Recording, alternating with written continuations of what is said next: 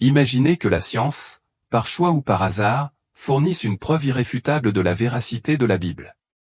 Imaginez une institution scientifique majeure découvrant des preuves qui corroborent l'existence de Jésus-Christ sur Terre. À l'ère du numérique, vous pouvez trouver des podcasteurs et des commentateurs de premier plan, comme Joe Rogan, débattant de l'historicité de Jésus et de l'authenticité de la Bible. Si vous étiez confronté à des questions telles que « Comment savez-vous que Jésus a réellement existé ? Comment pouvez-vous être sûr qu'il a été crucifié et ressuscité ?» ou « Quelle preuve existe-t-il de sa vie ? Comment répondriez-vous » Que se passerait-il si quelqu'un vous répondait « Vous ne pouvez pas le prouver scientifiquement » En réponse, réfléchissez à cette réflexion de Vodi Beaucham. Pourquoi exigez-vous que j'utilise la méthode scientifique ? Ne réalisez-vous pas que la méthode scientifique n'est pas applicable aux événements historiques ? Votre demande montre que vous n'êtes pas qualifié pour participer à ce débat. Pour comprendre pourquoi, rappelons les principes de la méthode scientifique. Pour qu'une affirmation soit testée scientifiquement, elle doit être observable, mesurable et répétable. Cette méthode ne peut pas être appliquée à des personnages historiques comme George Washington, car sa présidence n'est ni observable, ni mesurable, ni répétable. Alors, si les méthodes scientifiques ne peuvent pas valider les événements historiques, de quels outils disposons-nous pour répondre aux doutes des incroyants, des sceptiques et de ceux qui doutent de leur foi ? Comment faire comprendre que l'existence de Jésus-Christ ne se limite pas au texte biblique mais qu'elle est ancrée dans la réalité historique ? Une approche intrigante consiste à examiner les archives historiques des éclipses solaires. La NASA a noté que les éclipses sont également mentionnées dans les textes religieux anciens. Plus précisément, les écrits chrétiens décrivent la Lune se transformant en sang après la crucifixion de Jésus, un phénomène qui pourrait correspondre à une éclipse lunaire, pendant laquelle la Lune peut apparaître rougeâtre. Les érudits ont utilisé cette référence historique pour rapprocher la date de la crucifixion du vendredi 3 avril 33 de notre ère, un jour où une éclipse lunaire s'est produite. Ce type de preuve relie les récits bibliques aux phénomènes astronomiques, offrant un point de discussion convaincant pour ceux qui explorent l'authenticité historique de Jésus-Christ.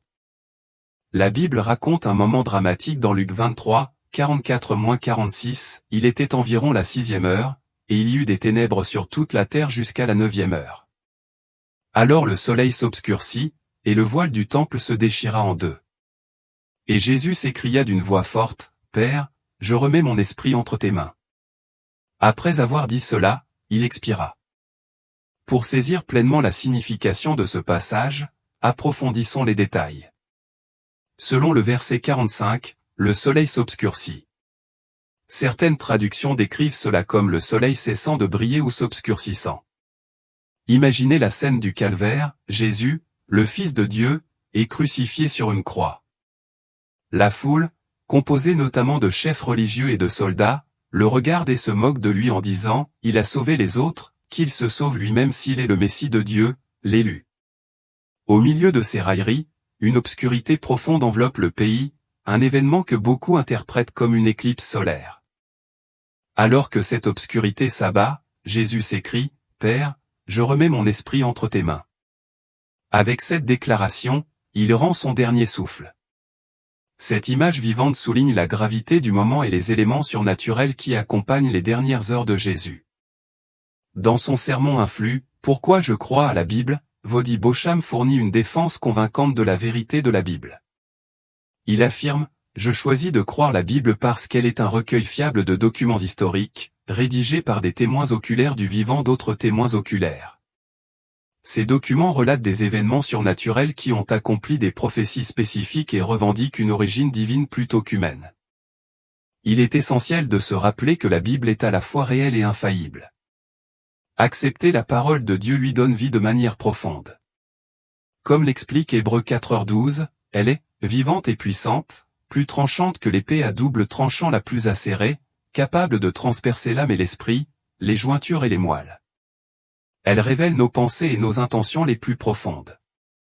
Considérez les idées de Dietrich Bonhoeffer, un théologien et pasteur allemand des années 1930 et 1940, qui a beaucoup écrit sur la foi chrétienne. Bonhoeffer a fait la distinction entre la « grâce à bon marché » et la grâce authentique. Il a décrit la « grâce à bon marché » comme un pardon superficiel qui n'exige pas de transformation. Cette version diluée de la grâce n'a pas le pouvoir transformateur du véritable évangile, qui appelle à un changement radical dans la vie du croyant. Les réflexions de Bonhoeffer nous rappellent que la vraie grâce n'est pas simplement un laisser-passer pour continuer à pécher, mais un appel profond à vivre différemment, incarnant le pouvoir transformateur de l'Évangile. Ce dont nous avons vraiment besoin, c'est du véritable Évangile, un Évangile qui non seulement pardonne nos péchés, mais transforme aussi nos cœurs. Il est vrai que nous sommes sauvés par la grâce au moyen de la foi. Comme le dit Éphésiens 2, 8-9, car c'est par la grâce que vous êtes sauvés, par le moyen de la foi. Et cela ne vient pas de vous, c'est le don de Dieu. Ce n'est point le fruit des œuvres, afin que personne ne se glorifie. Peu importe nos efforts, nous ne pourrons jamais être assez bons pour mériter le salut par nous-mêmes. L'idée de « nous relever par nos propres moyens » est une illusion en ce qui concerne le salut. Nous ne pouvons pas prétendre au salut par nos propres efforts ou mérites. C'est seulement par l'œuvre complète et parfaite de Dieu, accomplie par la croix du Christ, que nous sommes sauvés. Notre salut n'est pas le produit de notre force mais un don de Dieu, et nous ne pouvons donc pas nous en vanter. Bien que nous soyons entièrement sauvés par la grâce de Dieu, le voyage ne s'arrête pas là. Il nous conduit à un processus connu sous le nom de renaissance. Dans Jean 3, Jésus parle de cette nouvelle naissance, en faisant référence à Ézéchiel 36, 25-27, « Je répandrai sur vous une eau pure, et vous serez purifiés de toutes vos impuretés et de toutes vos idoles. Je vous purifierai, je vous donnerai un cœur nouveau et je mettrai en vous un esprit nouveau. J'ôterai de votre chair le cœur de pierre, et je vous donnerai un cœur de chair. Je mettrai mon esprit en vous, et je ferai en sorte que vous suiviez mes lois, et que vous observiez mes ordonnances. » Ce passage illustre que lorsque nous sommes sauvés, Dieu nous transforme en nous donnant un cœur nouveau. Notre vieux cœur pécheur est remplacé par un cœur renouvelé et façonné par Dieu. Par la puissance du Saint-Esprit, nous commençons à refléter plus fidèlement le caractère de Dieu. Cette transformation est connue sous le nom de sanctification, un processus par lequel nous sommes progressivement libérés du péché et façonnés à l'image de Christ. Lorsque vous acceptez Jésus-Christ dans votre vie, il commence une profonde œuvre de transformation en vous. Ce processus de sanctification nous transforme de l'intérieur, en alignant nos désirs et nos actions sur la volonté de Dieu. Il ne s'agit pas seulement de recevoir le pardon, mais de devenir une nouvelle créature, de vivre la puissance transformatrice de l'Évangile dans notre vie quotidienne. Lorsque vous embrassez le véritable Évangile, vous découvrirez une nouvelle force pour résister aux péchés qui vous tenaient autrefois captifs. La puissance transformatrice de l'Évangile vous donne la capacité de combattre ces pulsions et habitudes pécheresses. Il ne s'agit pas seulement d'obtenir une place au ciel, l'Évangile est le message divin qui remodèle nos cœurs. Prenons l'analogie d'une pierre. Quand vous prenez une pierre et la pressez, peu importe vos efforts, vous ne pouvez pas modifier sa forme. Sa dureté et sa résistance la rendent insensible au changement.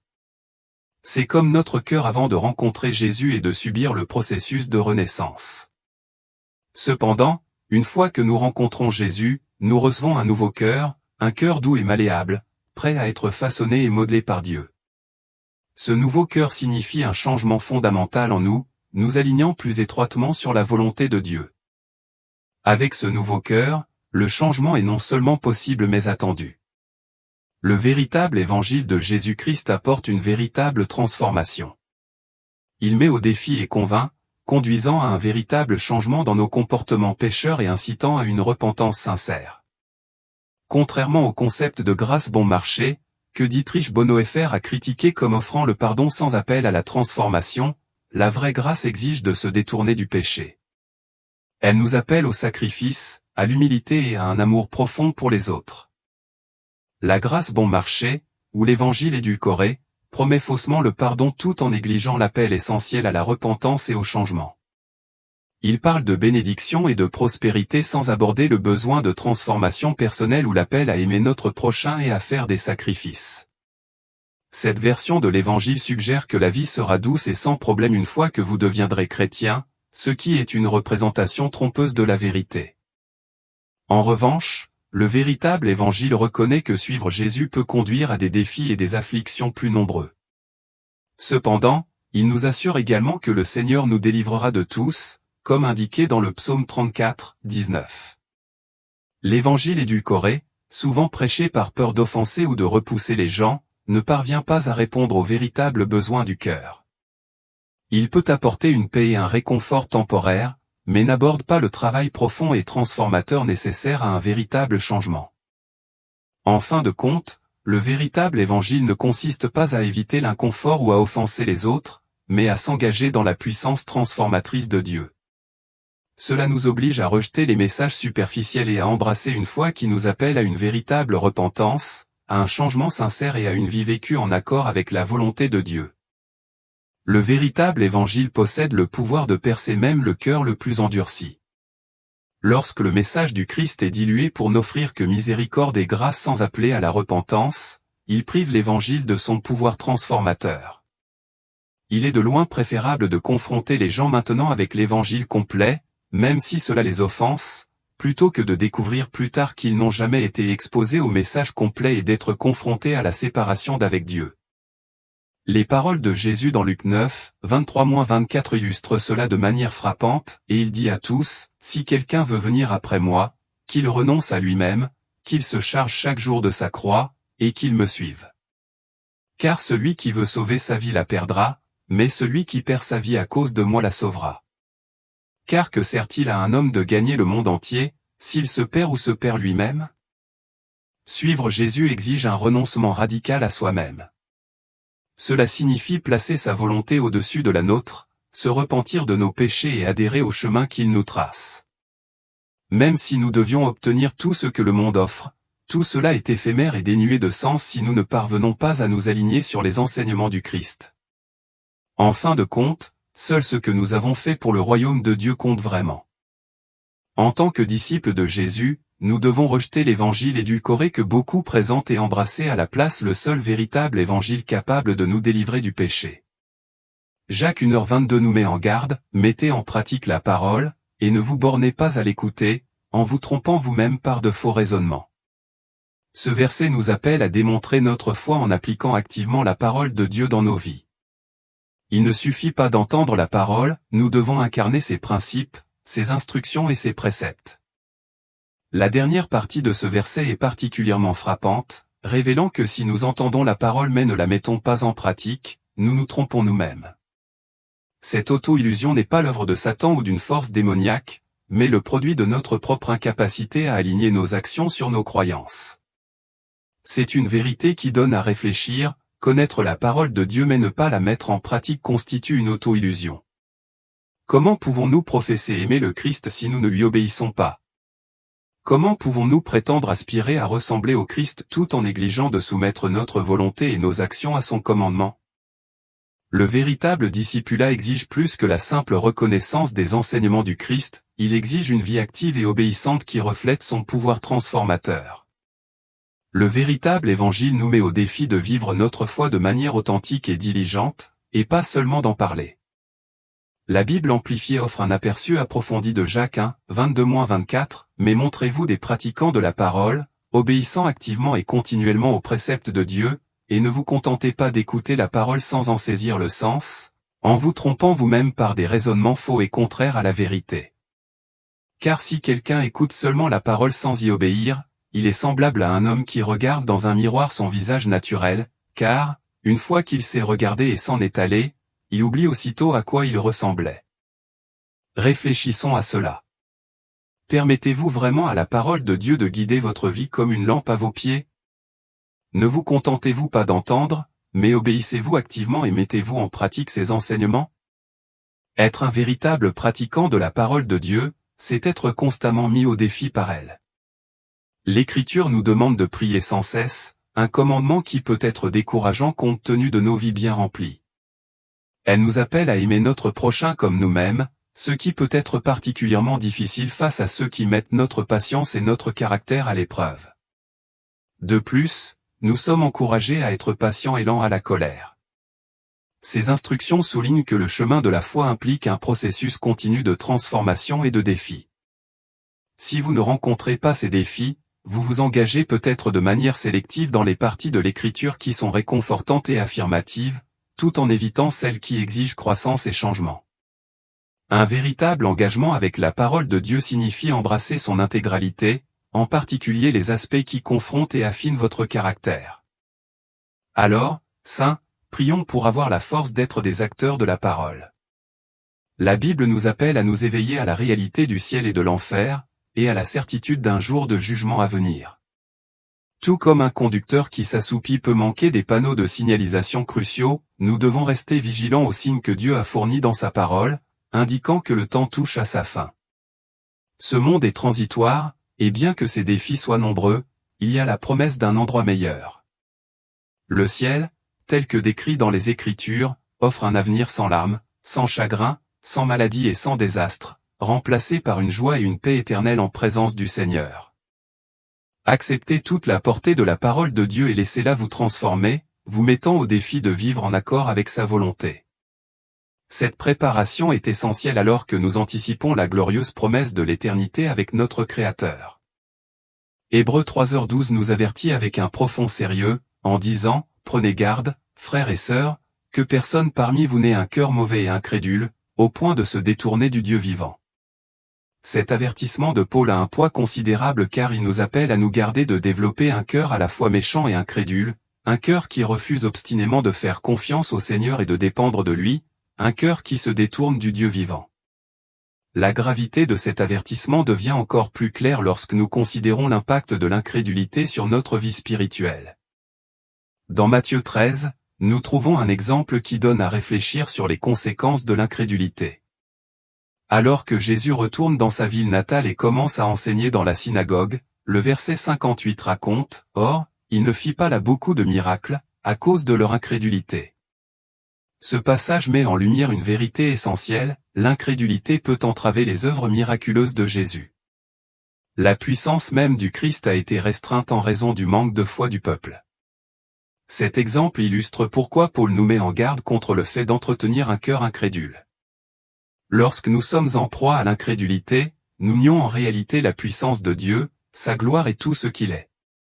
Par conséquent, nous devons tenir compte de l'avertissement de Paul et veiller à ce que notre cœur reste ferme dans la foi, sans nous détourner du Dieu vivant. Pour éclairer davantage cet avertissement, considérons le contexte historique fourni par les Écritures. Les Israélites, qui avaient été délivrés des liens de l'esclavage et avaient été témoins de miracles incroyables, notamment de la séparation de la mer Rouge et de la direction du Seigneur de jour comme de nuit, ont quand même réussi à se rebeller contre Dieu. Bien qu'ils aient été nourris de la manne venue du ciel, leur cœur s'était endurci, et ils murmuraient et se plaignaient contre leur libérateur. Ce contexte nous rappelle avec force l'avertissement que Paul donne dans Hébreux 3, 15-17, comme il vient d'être dit, « Aujourd'hui, si vous entendez sa voix, n'endurcissez pas vos cœurs, comme vous l'avez fait lors de la révolte. » Qui étaient ceux qui entendirent sa voix et se révoltèrent? N'étaient-ce pas tous ceux que Moïse avait fait sortir d'Égypte? Et contre qui fut-il irrité pendant 40 ans? N'était-ce pas contre ceux qui avaient péché et dont les corps périrent dans le désert? L'essence de cet avertissement est claire, nous ne devons pas permettre à notre cœur de s'endurcir. Un cœur endurci est un cœur qui ne réagit pas et qui est indifférent à la voix de Dieu. Au milieu du chaos et de la confusion du monde, la voix de Dieu continue de nous interpeller. L'Esprit du Seigneur frappe constamment à nos cœurs. Avoir un cœur endurci signifie devenir insensible à la beauté et à la gloire de Dieu, poursuivre nos propres désirs plutôt que le dessein divin qu'il a placé devant nous. Pourtant, dans sa miséricorde infinie, Dieu nous offre une chance de renouvellement. Il peut transformer nos cœurs, en remplaçant l'entêtement par la réactivité et l'apathie par une foi fervente. Saisissez cette opportunité de changement et restez ouverts à l'œuvre transformatrice de Dieu en vous. Le troisième avertissement dont nous devons tenir compte se trouve dans Hébreux 2h1, qui déclare « C'est pourquoi nous devons d'autant plus prêter attention à ce que nous avons entendu, de peur de nous laisser emporter par la tentation. » Ce verset souligne le besoin crucial de vigilance dans notre cheminement de foi. La Bible amplifiée développe ce point et apporte des éclaircissements, c'est pourquoi, à cause de la révélation finale de Dieu en son Fils Jésus et à cause de la supériorité de Jésus sur les anges, nous devons prêter une attention plus grande que jamais aux choses que nous avons entendues, afin de ne pas nous éloigner de la vérité. En substance, La Bible nous exhorte à être vigilants et déterminés à nous accrocher à la vérité, qui est incarnée en Jésus-Christ. Nous devons faire attention à ne pas nous éloigner du message central de l'Évangile, en particulier dans un monde où des versions diluées de l'Évangile sont répandues. Certains prêchent une version du christianisme qui ne nécessite ni repentir, ni renoncement à soi-même, ni engagement profond, juste un message de bien-être qui manque de pouvoir transformateur. Ce type d'évangile peut sembler attrayant et réconfortant, mais il manque de la profondeur et du défi nécessaire à une véritable croissance spirituelle. Nous devons résister à l'éloignement de l'évangile authentique de Jésus-Christ. Le véritable évangile nous mettra au défi, nous convaincra et nous poussera vers la repentance et le changement. Cela nous poussera à nous détourner du péché et à embrasser une vie de justice. Comme l'indique Apocalypse 3, 2-3, réveille-toi, affermis le reste qui meurt, car j'ai trouvé tes œuvres inachevées devant mon Dieu. Souviens-toi donc de ce que tu as reçu et entendu, retiens-le, et repens-toi. Mais si tu ne te réveilles pas, je viendrai comme un voleur, et tu ne sauras pas à quelle heure je viendrai à toi. Pour nous rappeler ce qui nous attend et raviver notre détermination à vivre dans la justice, Daniel 12 nous offre une vision convaincante. Ce chapitre nous donne un aperçu profond de l'avenir, nous incitant à nous concentrer sur les questions éternelles plutôt que sur les distractions terrestres. La Bible amplifiée décrit cette vision avec des détails saisissants. Or, au temps de la fin, se lèvera Michel, le grand chef angélique qui garde les enfants de ton peuple. Ce sera un temps de détresse tel qu'il n'y en a jamais eu depuis que les nations existent jusqu'à ce temps-là. Mais à ce moment-là, ton peuple, tous ceux qui seront trouvés inscrits dans le livre de vie, seront délivrés. Beaucoup de ceux qui dorment dans la poussière de la terre se réveilleront, et ils ressusciteront pour la vie éternelle, mais d'autres pour la honte et le mépris éternel.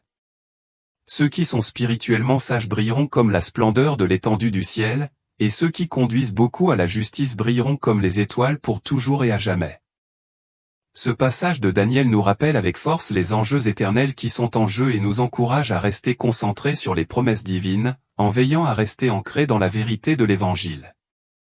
Ma principale requête de prière au Seigneur transcende le simple souci d'avoir mon nom inscrit dans le livre de vie, bien que ce soit certainement un de mes désirs. Ma principale prière n'est même pas centrée sur le fait d'échapper à la détresse sans précédent décrite au verset 1, comme on n'en a jamais vu auparavant. Au lieu de cela, ma principale prière est, Seigneur, aide-moi à rester vigilant, ouvre mes yeux et mes oreilles, afin que je ne passe pas à côté des signes que tu nous donnes à nous, tes enfants. Cette focalisation est enracinée dans une vérité profonde trouvée dans Actes 2h17, où il est déclaré, dans les derniers jours, dit Dieu, je répandrai de mon esprit sur toute chair, vos fils et vos filles prophétiseront, vos jeunes gens auront des visions, et vos vieillards auront des songes. L'effusion de l'Esprit de Dieu est un signe crucial des temps, et je ne veux pas le manquer. L'idée de ne pas être attentif à une telle effusion divine est profondément troublante. Par conséquent, je prie sincèrement pour ne pas manquer ce signe extraordinaire de la présence et de la puissance de Dieu. Bien qu'il existe de nombreux signes des derniers jours tels que le comportement des gens, la prévalence de l'infidélité et les nations qui se soulèvent les unes contre les autres, je ne me concentre pas uniquement sur ces derniers. Je suis plus préoccupé par l'expérience de l'effusion de l'Esprit de Dieu. Je veux être pleinement immergé dans cette œuvre divine, être un bénéficiaire et un participant de la présence transformatrice du Saint-Esprit. Alors que nous traversons cette période, il est crucial d'examiner ce sur quoi nous nous concentrons. Sommes-nous vigilants et prions-nous, ou risquons-nous d'être pris au dépourvu? Si nous ne prions pas et ne veillons pas activement, le jour du Seigneur pourrait venir sur nous de manière inattendue, comme un voleur dans la nuit. Donnons donc la priorité à notre vigilance spirituelle et cherchons à être des participants actifs à l'incroyable effusion du Saint-Esprit dans ces derniers jours. Jean 14, 2-3 nous offre une promesse réconfortante, il y a plusieurs demeures dans la maison de mon Père. Si cela n'était pas, vous aurais-je dit que je vais vous préparer une place? Et, lorsque je m'en serai allé et que je vous aurai préparé une place, je reviendrai, et je vous prendrai avec moi, afin que là où je suis, vous y soyez aussi. Ce passage nous rassure sur le fait que Dieu nous prépare une place dans notre demeure céleste, un lieu où il mettra un terme à la méchanceté de ce monde. Cependant, en attendant que ce jour arrive, le Seigneur nous a fourni des signes clairs et indubitables pour nous avertir que le temps approche. La Bible nous met en garde contre les faux prétendants qui apparaîtront, affirmant qu'ils sont le Christ ou le Messie. Cela nous rappelle de manière cruciale que lorsque Jésus reviendra, ce sera un événement si profond et visible qu'il n'y aura pas besoin d'annonce ou de proclamation vidéo. Chaque œil le verra dans toute sa gloire et sa majesté, comme décrit dans les Écritures. Luc 21h9 nous conseille, « Mais quand vous entendrez parler de guerre et de troubles, ne vous effrayez pas. Car il faut que ces choses arrivent premièrement, mais ce ne sera pas immédiatement la fin. Les sages parmi nous seront attentifs aux signes des temps, les comprendront et les reconnaîtront grâce à une étude diligente de la parole de Dieu. Ils resteront vigilants et préparés. En revanche, les insensés seront pris au dépourvu, manquant ces signes en raison d'un manque de connaissance et de discernement spirituel. Par conséquent, il est impératif que nous prions pour la sagesse et que nous cherchions à être remplis et guidés par le Saint-Esprit. Nous devons préparer nos vies, rester prêts et attendre avec impatience l'accomplissement de la promesse de notre Seigneur et Sauveur Jésus-Christ. Soyons vigilants et proactifs, en veillant à être spirituellement en phase et préparés pour son retour glorieux.